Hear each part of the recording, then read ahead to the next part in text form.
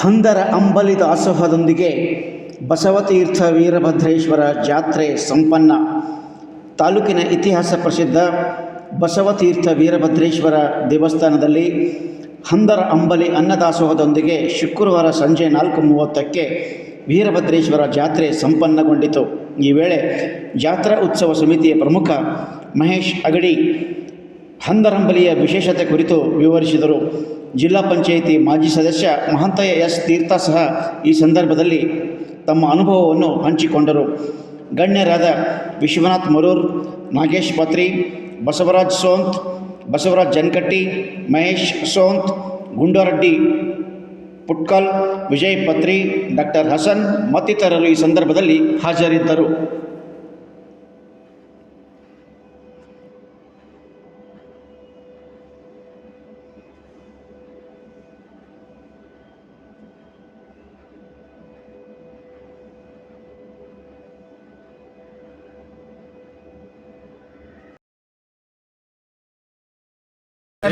ನೆನೆಸಿಕೊಳ್ಳುತ್ತಾ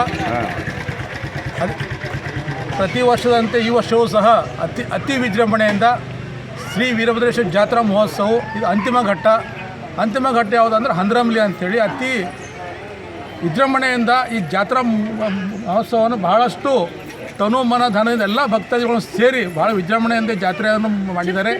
ಇದೇನು ಅಂತಿಮ ಘಟ್ಟ ಇದೆ ಯಾವ ಹಂದರಂಬಲಿ.